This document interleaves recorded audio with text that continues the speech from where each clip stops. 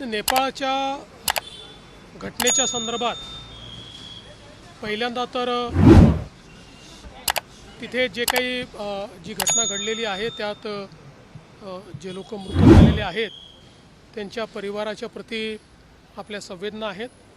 आपले काही भारतीय लोक आणि विशेषतः महाराष्ट्रातले काही लोक देखील त्या ठिकाणी आहेत किंवा असण्याची शक्यता आहे। त्या पद्धतीनं संपर्क साधण्याचा प्रयत्न चाललेला आहे। आपले जे आपत्ती व्यवस्थापन मंत्री आहेत गिरीश महाजन यांना सातत्याने आपण त्या ठिकाणी संपर्कात ठेवलेला आहे। विशेषतः काही लोक जे त्याच्याही पलीकडे तिबेटमध्ये गेले होते किंवा काही पर्यटक गेले होते अशा लोकांशी काही संपर्क आपला झालेला आहे। माझं जे ऑफिस आहे त्यांना देखील मदत करत आहे। आम्ही MEAची देखील मदत त्या ठिकाणी घेतो आहोत आणि विशेषतः दिल्लीच्या माध्यमातून अशा पद्धतीनं मानसरोवर यात्रेच्या निमित्ताने किंवा इतर गोष्टींकरता जे गेलेले लोक आहेत त्यांच्याही करता नेपाळमधनं जो मार्ग आहे तर त्या ठिकाणी एक अवरोध निर्माण झाला आहे, तर तिथनंही त्यांना परत कसं आणायचं याचंही प्लॅनिंग आपण करतो आहोत आणि त्या संदर्भात सेंट्रल गव्हर्नमेंटशी आपलं बोलणं झालेलं आहे। त्यामुळे पूर्णपणे अलर्ट मोडवर आपण आहोत आणि कोणाचाही संपर्क झाला तर त्याला रेस्क्यू करायची तयारी आपण ठेवलेली आहे। गिरीश महाजनांनी आव्हान देखील केलेलं आहे की कोणाचे नातेवाईक असतील तर त्यांनी आम्हाला संपर्क साधला तर त्यांना आम्ही त्या ठिकाणी शोधून देऊ। त्यामुळे पूर्णपणे अलर्ट मोडवर आपण त्या ठिकाणी आहोत। काल आपण एक हेल्पलाईन नंबर सुद्धा आपण जाहीर केला होता। अजून एक्झॅक्ट आकडा आलेला नाही, तो आल्यानंतर आपल्याला सांगण्यात येईल। पूर्ण बैठक आयोजित करण्यात आलेली होती। भोर तालुक्यातल्या प्रकल्पाच्या संदर्भात जी काही एकूण परिस्थिती आहे, सत्ताधारी पक्षातले आमदार सुद्धा विरोधात आहेत किंवा आंदोलन करतात, काय आज निर्णय झाला? मुळामध्ये जी काही ट्रान्समिशन लाईन आहे ग्रीन कॉरिडॉर म्हणजे जी काही आपली रिन्युएबल वीज आहे याचा जो कॉरिडॉर केंद्र सरकारच्या वतीनं होतो आहे तर त्याच्यामध्ये जो भोरमधनं जाणारा भाग आहे त्याच्यावर तिथल्या सर्वपक्षीय कमिटीचं ऑब्जेक्शन होतं। त्यांचं म्हणणं होतं की वेगवेगळ्या प्रकल्पाकरता भोरची जमीन आमची गेलेली आहे आणि आता पुन्हा या प्रकल्पाकरता जमीन आमची तुम्ही मागता आहात। त्यांच्याशी चर्चा केली। आम्ही देखील त्यांना हे समजावून सांगितलं की जवळपास 40% काम त्या ठिकाणी झालेलं आहे आणि पुणे हे एक असं आपलं शहर आहे किंवा पुण्याचा जो औद्योगिक जिल्हा आहे यामध्ये खूप मोठ्या प्रमाणात विजेची मागणी आहे आणि आपण जर सबस्टेशन्स तयार केले नाहीत तर मोठ्या प्रमाणात विजेचा तुटवडा देखील पडेल। आणि केवळ भोरमध्येच नाही तर त्यांना आम्ही दाखवलं की जवळपास पुण्याच्या सगळ्या तालुक्यांमध्ये सबस्टेशन्स चाललेले आहेत। तथापि त्यांचे जे अडचणी आहेत ते आम्ही समजून घेतल्यात। काय मार्ग काढता येईल, कमीत कमी नुकसान व्हावं या दृष्टीनं काय मार्ग काढता येईल याकरता जे आपले ट्रान्समिशनचे विक्रम कुमार आहेत ते आणि सेंट्रल गव्हर्नमेंटची लाईन असल्यामुळे सेंट्रल गव्हर्नमेंटचे अधिकारी असे त्यांच्यासोबत बसून आणि भविष्यात आपल्याला त्यातनं कसा मार्ग काढता येईल असा प्रयत्न करण्याचा आम्ही निर्णय घेतला आहे। सोबत आम्ही त्यांना अपील देखील केलेली आहे की आपण अशा पद्धतीनं जो काही हा कॉरिडॉर आहे याला जर विरोध केला तर त्याचा पुण्याच्या ग्रोथवर परिणाम होईल आणि म्हणून आपणही थोडी मदत करावी आणि मधला मार्ग काढावा अशा पद्धतीचा प्रयत्न आहे। 2-3 दिवसापासून MPSC वरून मोठा गदारोळ पाहायला मिळतोय। आधी तुमच्यासोबत सुनील गाढवेचा जो फोटो होता तो व्हायरल केला गेला आणि आरोप केला गेला की यामध्ये भाजपचा सुद्धा समावेश आहे। अभिमन्यू पवारांवरती आरोप झाले। आज सुनील गाढवे यांचे शरद पवार आणि रोहित पवारांसोबतचे सुद्धा फोटो भाजपकडनं करण्यात आलेले। बघा, पहिल्यांदा तर कोणीही असो आणि कुठल्याही पक्षाचा असो त्याच्यावर कारवाई झाली आणि होईलच। MPSCच्या संदर्भात पूर्ण परीक्षा पारदर्शीपणे झाल्या पाहिजेत हे शासनाचंही मत आहे। खरं तर या परीक्षेमध्ये जो काही पोलीसचा रिपोर्ट आलेला आहे हा काही मास पेपर फुटलेला नाही, पर्टिक्युलरली एका व्यक्तीकडे तो पेपर गेलेला आहे। तथापि पारदर्शितेकरता MPSCने पूर्ण परीक्षा रद्द केली हे महत्त्वाचं आहे।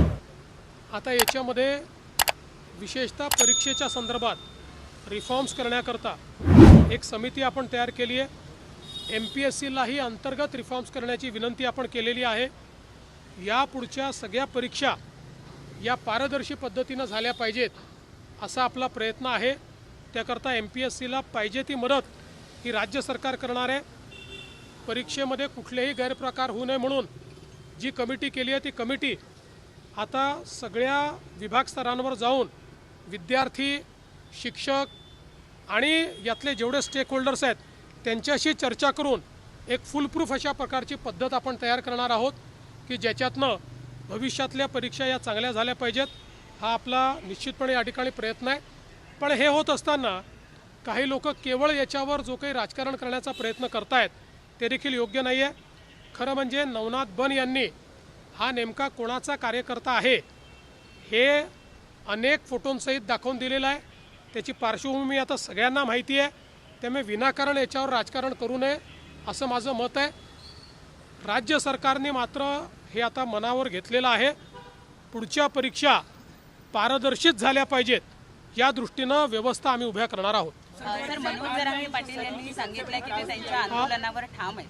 काय? 29 तारखेला जे आंदोलन मनोज जरांगे पाटील यांनी जाहीर केलंय त्या आंदोलनावर ते ठाम आहेत असं त्यांनी सांगितलं. बघा, असं आहे की त्यांनी ज्या मागण्या केलेल्या आहेत त्या मागण्यावर सगळी कारवाई आम्ही केली आहे. पुढे देखील आम्ही करतो. चर्चा त्यांच्याशी चाललेली आहे. मला विश्वास आहे की आमची चर्चा करणारे जे काही सगळे प्रतिनिधी आहेत ते सरकारच्यानी घेतलेल्या जे काही निर्णय आहेत ते निर्णय त्यांच्यापर्यंत पोचवतील. मी एवढंच सांगतो, या सरकारने मराठा समाजाकरता जेवढे निर्णय घेतले आणि जेवढं काम केलं तेवढं पूर्वी कधीही झालेलं नाही.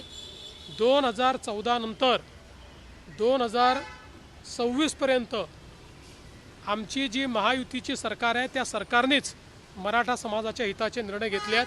हे मात्र सर्व मराठा समाजाला देखील माहिती आहे. अजून काही घेण्याची आवश्यकता असेल तर ते देखील आम्ही घेऊ.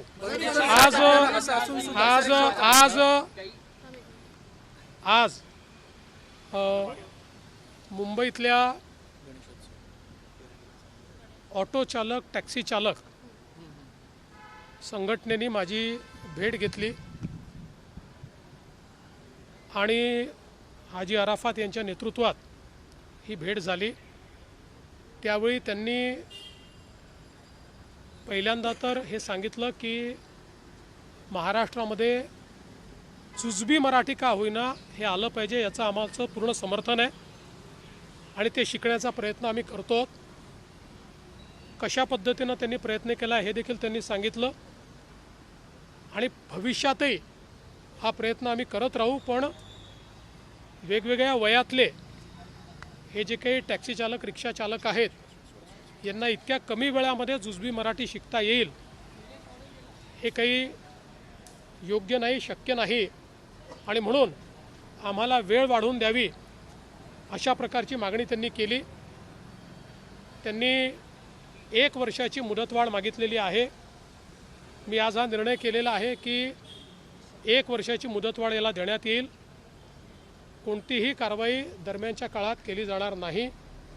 या 1 वर्षात त्यांनी हा निर्णय केलेला आहे की वेगवेगळ्या प्रकारे क्लासेस तयार करून, वेगवेगळ्या प्रकारचं लिटरेचर तयार करून आणि जुजबी मराठी जी आहे ही सर्व ऑटो चालक आणि रिक्षा चालक आणि टॅक्सी चालकांना ते शिकवतील.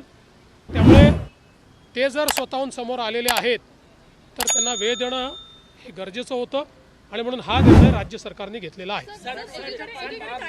गैर मराठी रिक्शा चालक और ऑटो चालकों को जो है आपने 1 वर्ष का समय दिया है, क्या आप निर्णय लिया गया सर बताइए. देखिए, आज ऑटो चालक और रिक्शा चालक और हमारे टैक्सी चालक संगठन के लोग मुझे मिले.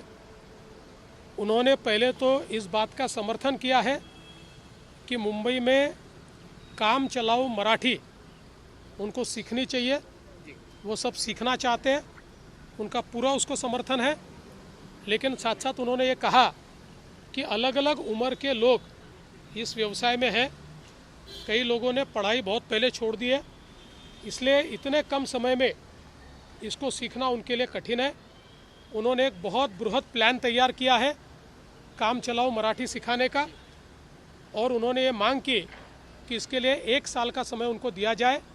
राज्य सरकार ने उनकी बात को माना है. 1 साल का समय उनको दिया जा रहा है. इस 1 साल में कोई कार्रवाई नहीं की जाएगी. उनको मदद करके अलग अलग प्रकार से क्लासेस तैयार करके, लिटरेचर तैयार करके काम चलाओ मराठी जो है वो उनको सिखाने का काम ये निश्चित रूप से किया जाएगा. नेपाल में जो ट्रेजेडी हुई है, हम सभी की प्रार्थना और संवेदना नेपाल के नागरिकों के साथ और वहाँ पर अलग अलग जगह से गए टूरिस्टों के साथ है। जो क्षति हुई है उसके प्रति भी हमारी संवेदनाएं हैं। महाराष्ट्र के भी कुछ लोग वहाँ पर हैं, कुछ लोगों से संपर्क हो रहा है। हमने ये प्रयास किया है कि किसी के भी रिश्तेदार अगर वहाँ है तो वो हमसे संपर्क करे। हमारा जो आपत्ति व्यवस्थापन विभाग है, इस विभाग ने इस बारे में पूरी तरीके से कार्रवाई शुरू की है। उन सबको यहाँ पर हम लाएंगे, वहाँ पर भी जो भी मदद उनको चाहिए वो मदद हम देंगे। भारत सरकार के साथ, मिनिस्ट्री ऑफ एक्सटर्नल अफेयर्स के साथ हमारी बातचीत हुई है, वो पूरी तरीके से मदद कर रहे हैं। कुछ लोग अलग अलग जगह पर गए हुए हैं जो नेपाल के रास्ते वापस आना चाहते हैं, उनको भी मदद हम लोग निश्चित रूप से करेंगे। और इसमें एकदम अलर्ट मोड पर महाराष्ट्र सरकार है। सर एकच सर गणेशोत्सव आणि कालचा विषय सर तुम्ही गणेश उत्सवाच्या संदर्भात समन्वय समितीसोबत आज बैठक झालेली आहे। सुदैवाने माननीय उच्च न्यायालयाने मागील वर्षी जे काही नियम केले होते तेच नियम यावर्षी कायम ठेवलेले आहेत। त्या नियमाचं पूर्ण पालन, अरे ट्रॅफिक सोडा, तो ट्रॅफिक का अडवून ठेवला तुम्ही, ट्रॅफिक सोडा, त्या नियमांचं पालन करून या ठिकाणी यावेळेसचा गणेशोत्सव चांगल्या पद्धतीनं होईल। समन्वय समित्यांनी समाधान व्यक्त केलेलं आहे। सर्व प्रकारच्या परमिशन्स या देण्याच्या संदर्भात तातडीनं व्यवस्था झालेल्या आहेत, त्याबद्दल त्यांचं कुठलंही अडचण नाही। काही छोटे मोठे मुद्दे त्यांनी मांडले ते आम्ही तात्काळ करू। आमचा प्रयत्न असा आहे की हा जो काही सण आहे हा आपला राज्य उत्सव आहे। राज्य उत्सव असल्यामुळे या उत्सवाला चांगल्या पद्धतीनं संपूर्ण महाराष्ट्रामध्ये तो साजरा व्हावा या दृष्टीने आजची बैठक झाली आहे। कुठेही जे काही गणेश मूर्ती येण्याचे जे रस्ते आहेत किंवा विसर्जनाचे जे रस्ते आहेत यात अडथळे असू नये, कुठेही खड्डे असू नये, या संदर्भातलेही निर्देश जे आहेत ते देण्यात आलेले आहेत। आणि मला विश्वास आहे की चांगल्या पद्धतीनं, पारंपरिक पद्धतीनं आणि पर्यावरणपूरक अशा प्रकारचा गणेशोत्सव आपण साजरा करू। गर्जा हिंदुस्तान चॅनलला सबस्क्राईब करा आणि ताज्या घडामोडी जाणून घेण्यासाठी बेल आयकॉनवर प्रेस करा।